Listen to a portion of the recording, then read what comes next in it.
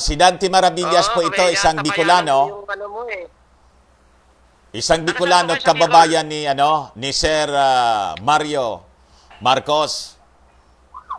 Anong probinsya sa Bicol? Albay po ako, Albay, Legazpi Albay. City. Opo. Nakapunta ka na po dito, Doc? Sa Albay, Kamalig. Kamalig. Mga Dr. Tanchuling. Kaibigan mo siya, no? Dr. Tanchuling. Kaklase mo, kaibigan mo si Dr. Tancholing? Si Ray. May-ari siya ng hospital dito. Kilala ko personal.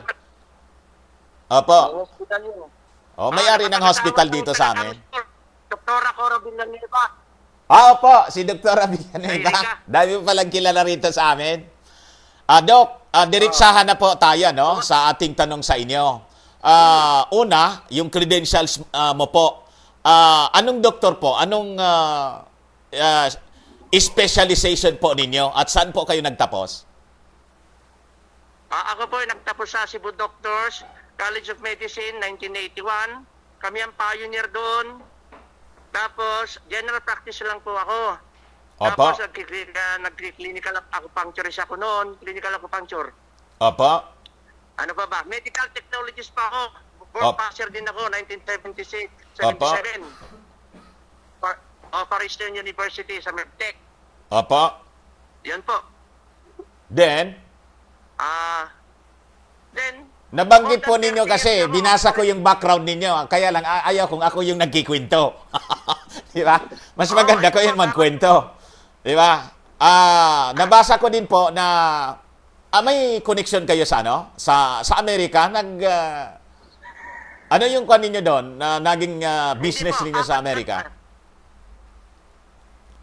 Hindi po, 10 kami magkakapatid. Opo. 4 na doktor na lalaki. Yung Ruben Fabunan, kung meron kayo na nakita dyan na yun ang patent holder. Patent holder sa Amerika. Patent yan. Opo. Marami yan. I-research nyo yan. Basta Ruben Fabunan. Yung aming doon. So, family kayo ng mga inventor na related sa medicine, ganon? Kasi patent holder eh. Kami po ang kami ang mga clinical investigator dito sa clinics. Opo. Yung brother namin, siya yung ang role niya, siya yung mga paperworks tungkol sa patent noon. Pagawa siya dito dahil based siya sa Amerika. Opo. Tapos kami 3 ang nandito sa Pilipinas. Opo. So dito po sa Pilipinas, sa Zambales po pala kayo. Sa Zambales kayo naka-base. Matagal na kayong nagki-clinic diyan. Opo. Matagal na kayo nagki-clinic, tama? Dito po may matagal na po, 1975 yung si Dr. Ruben. Tapos pumunta ng Iran, inabutan ng Iran-Iraq War. Sumunod Opo. yung Dr. Oscar. Yung inabutan ko siya nung nag-graduate na ako, mga 83, 84, dito na ako, hanggang ngayon. So kayo bilang doktor, mas matanda pa. bilang doktor, anong taon kayo nag-practice diyan sa clinic ninyo sa Zambales? Ako. Opo. Kayo mismo. Kasi kayo ang inventor nito eh. Pa? 19 ano po? 84 po, 1984. 1984, nagki-clinic na kayo. So you have that you are the owner of the Fabunan, anong exact trade name po ng inyong clinic? Fabunan Medical Clinic? Willie Fabunan Medical Clinic na ngayon ang nakapangalan. Opo. Pero actually yon nag-umpisa sa Fabunan Medical Clinic. Opo. Pero in my name na, yung isa, Agnes Fabunan, OB-GYN and Medical Clinic sa Olongapo. Opo. So, ang sabi po ng mga viewers ko, kasi napakaraming nag-react tungkol dito sa pandemic na to, na mayroon niyang napakagaling na doktor na taga Zambales. Baka niya, Mr. Maravillas, pwede mo yon kasi nakapag-develop siya ng isang antiviral vaccine. Now, dami daw nagpipila dyan sa inyo, sa clinic ninyo? Nagpipila ang mga pasyente dyan sa inyo? Hindi niya po masyadong narinig. Hindi po siya vaccine, injection. Antidote po, antiviral injection. Oo nga. Antiviral. Oo nga po, antiviral injection. Ang sabi ko po, ang daming nagpipila diyan sa inyo, sa clinic ninyo, na mga patients. Totoo po yun. Opo. Totoo po yun. Totoo po yun. Because Totoo po nakakuha nga po ng kalunasan sa kanilang mga sakit, including HIV. Tama 'yon? Tama po yun. Opo. Tama po yun. So ang ibig Kasi sabihin po, itong Doc, technology na ito, itong antiviral injection po ninyo, matagal na ninyo itong na-develop? matagal na po. Ilang Yung taon na una, po? Yung una, yung para sa snake bite, 1996 po, nakapatente. Opo. Tapos yung tatlong sakit na major diseases, yung flu, influenza yon, flu, dengue, at saka HIV, nakapatente po yun, 2001. O, ngayon. Ngayon, nagkataon na itong COVID na ito, kasali yon sa mga viral diseases na pumaparehas lang sa mga nakapatenting sakit na viruses. Kaya itong technology na ito, angkop lahat yan para dyan sa mga sakit na yan. So, ano yung kwampo ninyo? Ano yung sangkap ninyong ginagamit dyan? Local siya o imported yung sangkap ng antiviral injection po ninyo? Dalawa po itong angkap nito, isang anesthetic agent at saka isang corticosteroid. Opo. Noon, locally available. Yung isang sangkap, hindi na, tumigil na yung company rito sa Pilipinas, kaya naghanap kami ng substitute galing sa ibang bansa. So, ganun pala yon. And ito tested. Kung tested siya sa mga patients na ginamitan po ninyo, anong uri ng mga sakit yung una ninyong ginamitan ng antiviral injection na nagbigay ng luna sa kanilang, nagpagaling sa kanila, Doc? Ito ang kombinasyon din po ito kasi sa antidote nga sa ahas po ito. Dahil ito nag-uumpisa lang sa terminology. Ang virus po, ibig sabihin nun, poison. Opo. Okay? Latin na word meaning poison. Tapos, na-expound lang po yung ano niya. Ang problema ngayon dito, dahil nakita namin yung potential nito na gamit sa HIV, influenza at saka dengue dahil yan ang mga endemic dito, yung mga common na sakit dito sa atin, nagkataon lang na etong COVID na ito, wala naman tayong kaso noon. Karoon lang ng pandemic na nagkaroon ng pandemic na COVID na ito. Kaya naghanap din ako na kataon lang na yung unang pasyente ko na back up by mga baseline laboratory niya, gumaling. Kaya nagkaroon ito po ang nag-trigger actually ng ano rito dahil siguro bakit ako nag-claim ng ganito naghahanap itong buong mundo ng kalunasan dito lang pala sa tabi-tabi na hanap. Parang ganun lang po, kasimple. Ngayon, ang advisory kasi ng DOH, siyang problema, FDA, nakita lang nila yung composition nitong formula na ito, nag-judge sila sa dapat malaki siya. na hindi pwede yan, anesthetic, hindi pwede yan, corticosteroid. Mababa po yung pagkalan nila.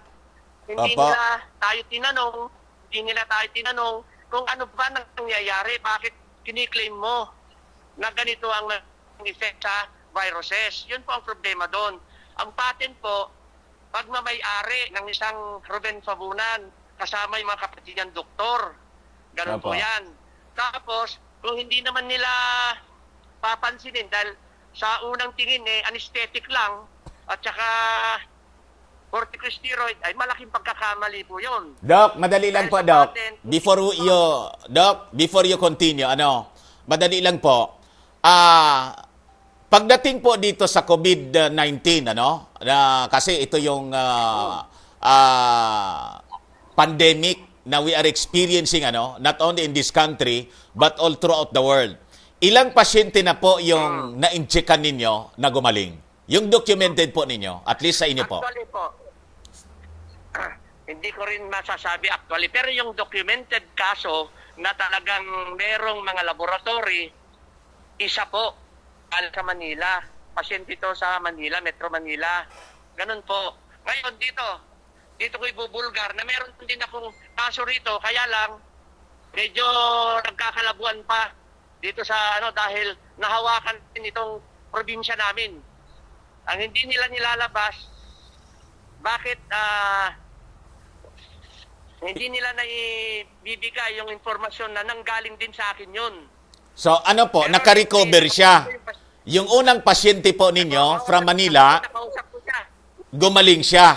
Halimbawa Yung taga Manila, gumaling. ayon sa kanya po, nakausap ni na Mr. Marcos, okay na yun. Yeah, negative siya. Negative na sa virus, sa COVID. Negative na siya. Kailangan kasi documented Hindi siya. ko po alam dahil wala iisang laboratory po ang nagawa sa kanya. Opo. Kasi itong mga sumunod na mga kaso na medyo minomonitor ko, isa, dalawa, pangatlong kuha na sa kanila. Opo. Yung pasyente. So doon sa pasyente na yan, nag-rely lang tayo doon sa mga available na laboratory niya, then sa clinical manifestation ng pasyente.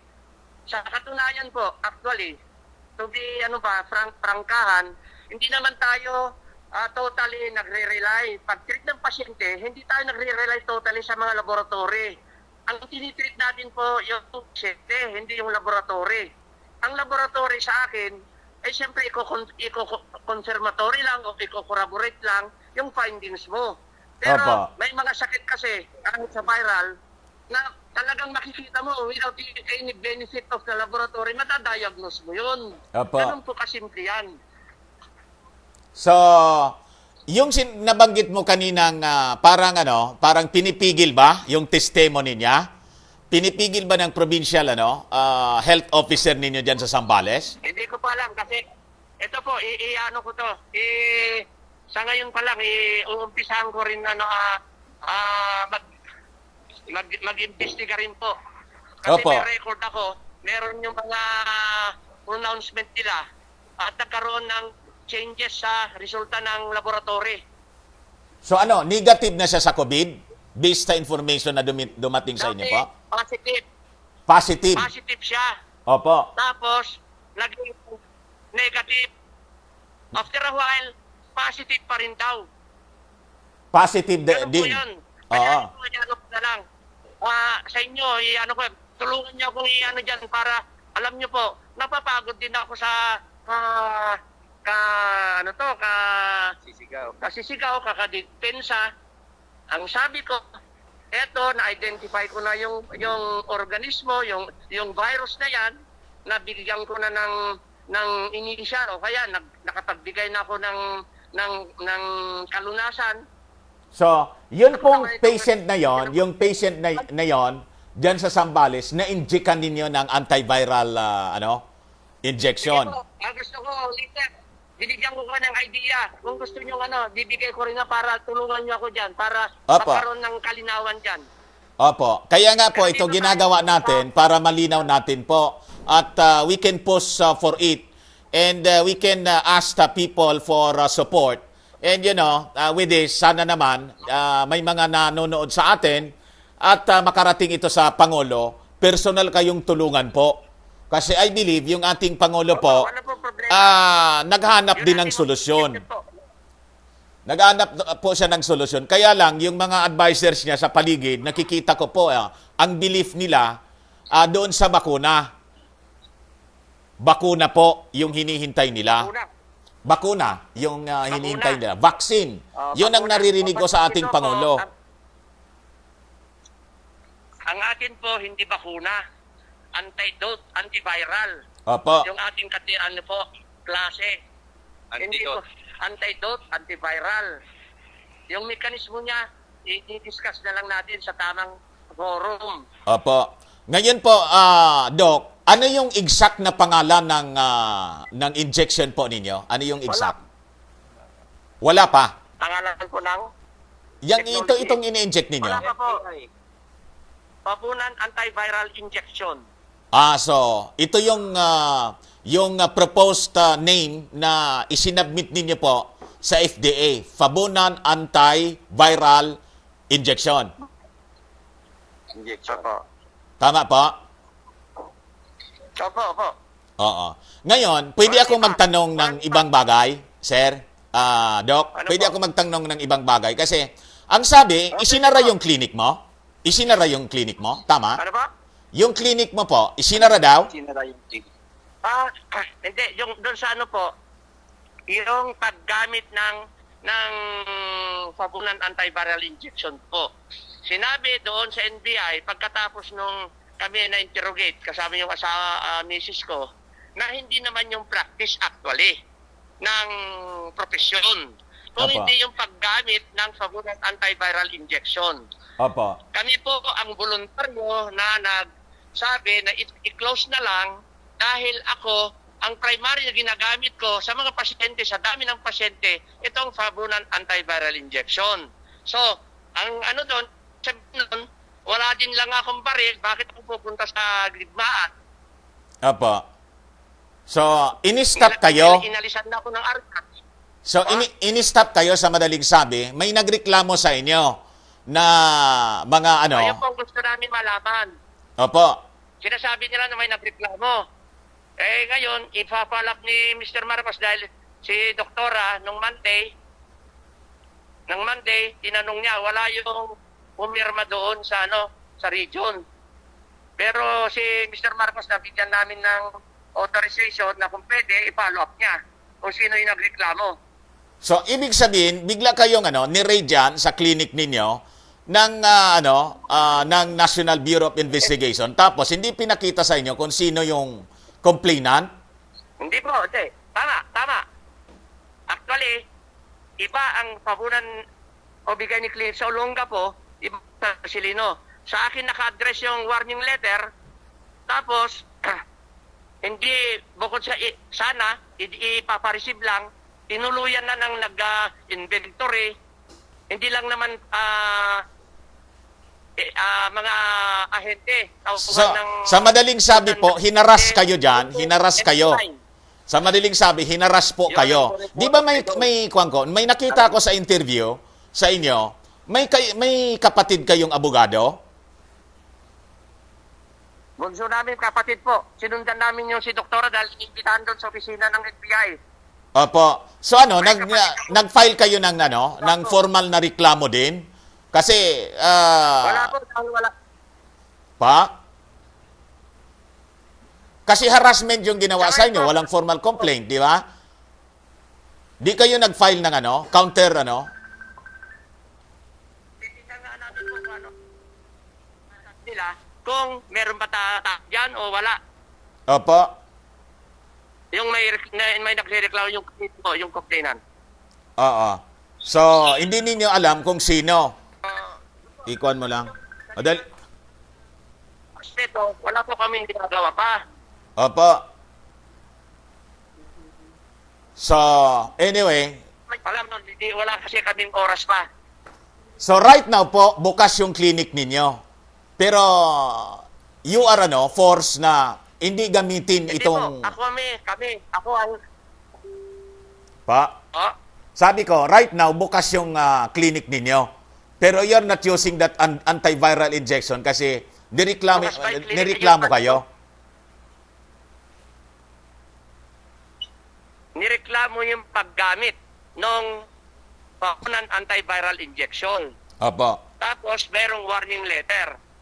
Opo. Yung warning letter, supposedly, ako ang tatanggap. Opo. Tinuluyan naman na. Nandun ang NBI, nandun ang mga polis, nandun ang personal ng FDA. Hindi doon ang lugar. San Marcelino ang nakalagay doon sa letter. Warning. Ako yun. Si Doktora Olonga po. Sila nang mag-ina ko. Opo. Yan din yung anak kong doktora. So, sa tingin ko po, napag-initan kayo kasi alam po naman ninyo, pumipila sa inyo yung mga pasyente at talagang kaya napag-initan po siguro kayo. So, ganon. Yun po ang kayo po nagsabi doon, hindi ako. Oo nga po, yun ang tingin ko. Napag-initan. napag-initan kayo. Sige po. And, iba Baka siguro, mamaya iba na naman ng ano. nagsisilos Iniiwanan na. ko lang, sir. Nagsisilos na po sa inyo. Yung iba. Hmm. Opo. So anyway, mabuti naman na itong Fabunan antiviral injection isinabmit na po sa FDA for clinical test and possible approval. Maganda po 'yon para maging legal po yung paggamit ninyo at mapakinabangan ng ating mga kababayan sa buong mundo. Tama po? Tama po. O, tama po. So right now, bukas pa rin yung clinic ninyo at nagpa-practice kayo ng inyong profession as a doctor. Hindi po. Ngayon, kami ang voluntary na nagpasara muna. Sinara namin po voluntarily. Oh, kala Simula ko, nung April 2. April to hanggang ngayon, sarado kayo. Sinara ko talaga dahil ayaw ko. Ano naman ang gagamitin ko pinagbawalan po tayo. So kawawa naman yung kawawa naman yung mga pasyente po ninyo. Yun po ang ano dyan. Kasi iba't ibang probinsya, iba't ibang kung saan-saan nanggagaling, sa hanay ng mga frontliners, lahat yan po. Darating po dito, idol, magugulat, tapos uuwi, ang sama-sama ng loob, siyempre magagalit. Bakit biglang nawala? Wala silang kalam-alam. So, Araw-araw may dumarating na pasyente, galing ng Laguna, may galing ng Napakalayo, Manila. Biro mo yon. grabe pala nangyari kay Doc. So, tulungan na lang po namin kayo, Doc, para maiparating sa ating mga authorities, lalo na sa ating Pangulo, na matulungan kayo. And siguro, siyempre, abogado yung ating Pangulo, makikita kung ano yung panggigipit na ginagawa po sa inyo right now ng ilang tao sa paligid po ninyo, Doc. Tama? Ako. Ito to, liwanagin ko sir sa inyo. Apa. Ito po, hindi lang ito ang unang pagkakataon. Way back 2011, nung kasagsagan ng dengue, nagkaroon na po ng inspeksyon ng FDA. Apa. Okay? Hindi kami binigyan ng anumang comment, inantay namin for that how many years, inantay namin, hindi naman kami binigyan ng comment kung ng ano bang kalagayan namin. So, we presume na nasa legal lahat ang ginagawa namin. Opo. I Noong think, 2014, Doc, kasi nadalawahan na po kayo. You have to fight back. Hindi pwedeng ganyan na ginigipit po kayo at questionable yung mga actions na ginagawa po against you. I think it is your right to fight back. Panahon na po na manindigan po kayo.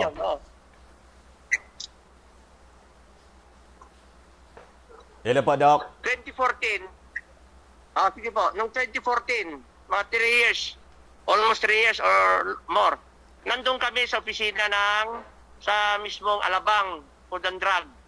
Nagkaroon kami ng, nag-uusap kami dahil during that time, merong isang pharmaceutical na para interesado dito sa technology. Yung po mga usapin na yan, natanong namin actually doon sa Food and Drug, siya ang chief ng FDA noon, tapos yung isang head ng evaluation noon. Meron po ang picture, kung gusto nyo masyado mahaba po kasi si Mr. Marcos, meron siyang dala. Opo. Meron Anyway, siyang dala. i-post mo na lang siguro po doon sa kasi FB friend ko na si Sir Mario Marcos. Ngayon, Sir, ganito. Doon tayo sa gamot na na-develop po ninyo. Paano siya nagwo-work? How it works, itong antiviral injection Yun po? po ang gusto natin. May mekanismo po. Yo. Okay. May mekanismo. Kaya yung klase ng gamot at saka yung mechanism of action, yun po ang gusto nating i-discuss sa kanila. Very technical na ito. Pero napakasimpleng intindihin kung receptive ka. Pero kung hindi, wala tayong magagawa. Another 30 years ang abutin mo. Ganun lang po. In another forum, i-discuss natin yan. Hindi ma-aprobahan ng Saan po siya ini-inject? Saan siya sa ini-inject? Kasi based sa mga experience ko, yung may ini-inject po dito sa, anong tawag dito? Sa puwit. Intramuscular po. Ha? Intramuscular. Salaman, intramuscular. Intramuscular. Usually, saang parte po ng katawan? O, dito po, sa deltoid, dito sa braso. Sa braso, Sa pigi, pwede. sa pigi, Pigi, naman sa mga laman. Basta sa mga laman. So, Oo. yung pasyente pong na-injikan, ilang araw or hours, kung hours siya or days, umiipekto yung injection? Mabilis po. Araw lang. Araw lang. So, nakaka-recover kaagad Araw yung lang. pasyente. Clinically, yung pasyente magkakaroon na ng marked improvement. Base sa unang pasyente ko. Opo. So,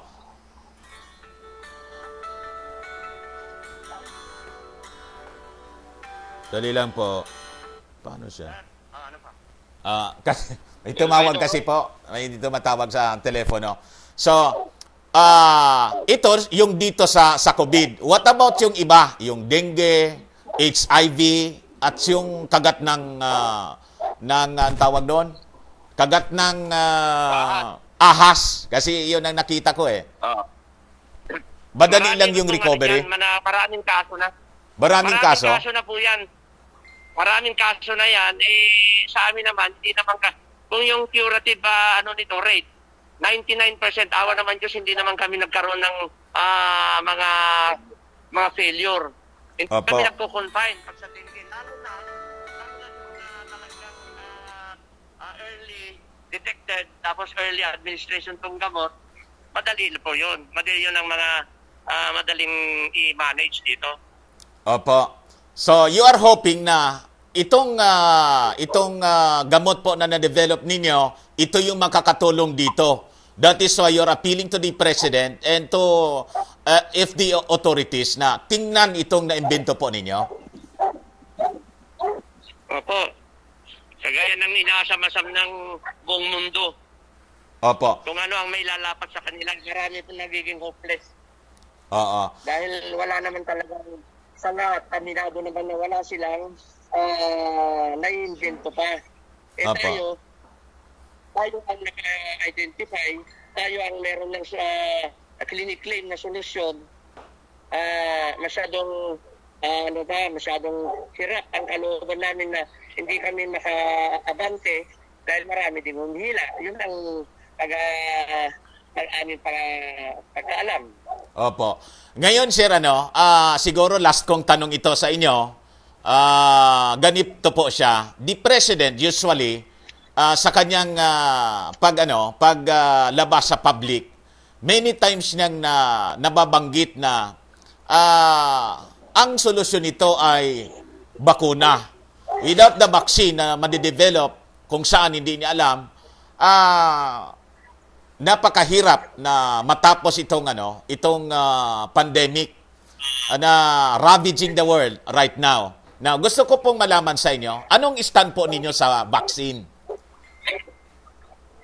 Sa vaccine po, kasi iba ang proseso ang paggawa ng vaccine. Mas mahabang proseso. Opo. Ang vaccine, ang kanyang role, isasaksak mo yon, ang katawan mo, siya ang magde-develop na ang kontra doon sa virus. Ganun Opo. po. Kasimple.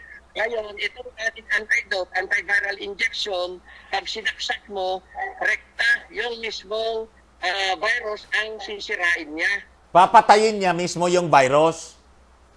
Direkta siya na papatayin yung virus, yung na-develop ninyong gamot. Yun ang pero yung vaccine, ang function niya, magde-develop siya ng antibodies or immunization para hindi siya tamaan ng virus. Hindi direkta. Hindi po direkta. Ang ano ko is, pag ibinigay sa iyo yung bakuna nga, vaccine, bakuna. Opo. Ang katawan mo, magde-develop ng antibody against that particular vaccine, virus. Opo. Pero ito po, hindi ko namimili. Halimbawa, sa dengue, hindi ko namimili. Sa sinasabi na 4 na strain. Halimbawa, hindi ko namimili ito kahit ano pa siya. Strain number 1 at 2, 3, 4. Walang pinipili yan. Basta nasa nasa ganitong kategorya siya, dengue, Nasa family. na tinatawag. Oo. Nasa family. Kasi naman po itong COVID-19, virus siya.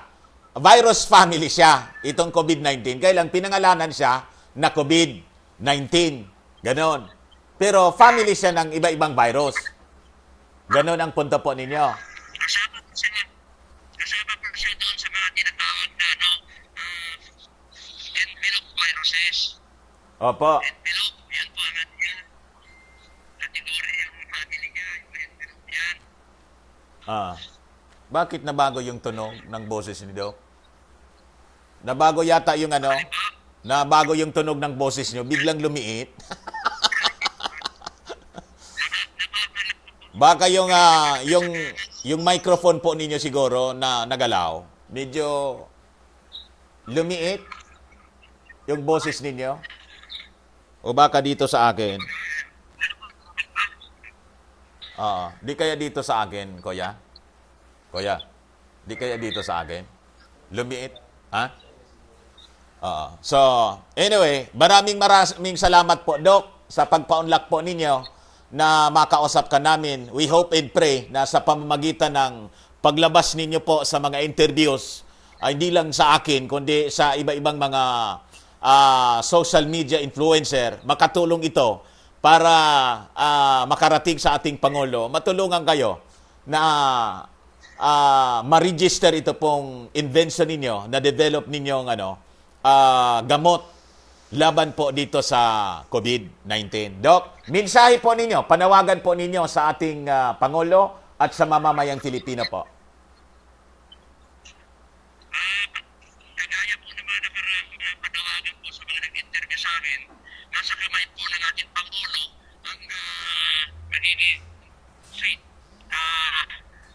ano bang fate sa Tagalog? Kapalaran pa po pag-asa itong technology po na invento namin, Pilipino ito, sa ating mas namin, ang nangyari dito rin natin may Naraw. Hello, sir. Hello. meron naman tayo may angkat tayo nakikita sa mapa, baka sakali. Ito naman po, ito naman po nasa aming palagay sa mga documents na magpapatunay. Ang atin lang po, ay magkaroon tayo ng kaunting panahon lang, makarap si mahal na Pangulo. Sapat na po yun, kung hindi tayo mapakinggan ngayon, hindi po na po malaman kung anong susunod na kasagutan. Ito lang po, dahil ito na po yung kapasidad yung pinag- Hello, sir. Madali lang po, sir. Kasi hindi na maintindihan. Mag-call ka uli po, Sir Mario. Mag-call ka uli kasi siguro na nagalaw. Kasi may mga tumatawag, napuputol tayo. Biglang parang duwindi na yung boses ni Doc. Tumawag ka uli kasi daming tumatawag, hindi ko maintindihan. Tawag ka uli, sir. Ayan. Nakikiusap naman po ako doon sa mga tumatawag. Huwag na mo nagtumawag. Ginagamit ko po yung telepono, nasisira yung nasisira. Marabilia. Okay na, bumalik na, sir. Bumalik na. Ulitin po ninyo yung panawagan ninyo, Doc, sa ating mga kababayan at sa ating Pangulo. Ulitin po ninyo. Mahal na Pangulo, ulitin ko, sana mga kagaya ng mga ibang pagkakataon na ako'y nanawagan sa inyo, kaunting panahon lang po, makita nyo man lang, marinig nyo man lang ang aming paliwanag. Sapat na yun po, kasi kami, wala nang lakas, wala naman kaming tibay ng na kung saan kami dudulog kung hindi sa inyo. Dahil kayo po, ang pagkaintindi ko, yung emergency power ninyo, nandyan po lahat ang kapasidad para kami mapakinggan, mabigyan ng kaunting atensyon. Kung hindi, hanggang doon na lang po kami. Hanggang dito na lang po kami. Hindi naman namin pwede ipilit dahil meron ng mga otoridad na humahawak sa kalusugan ng tao. Pero ito po, masyado na pong late, masyado na po kaming maraming obstacle na dinaanan na ilang presidente na po ang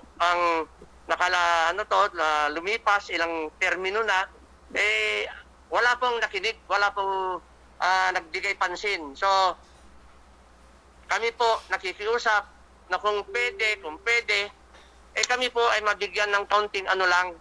Dahil hindi naman kami makagalaw, hindi naman kami makapag-offer o kaya hanggang dito lang po kami dahil kung hindi kayo mabigyan ng pansin o kaya hindi kayo mabigyan ng magkakataon na makita ito, paano na lang? Gusto din namin sa aming kakapasidad bilang Pilipino, gusto po namin na sa inyo po manggagaling ang aming direksyon.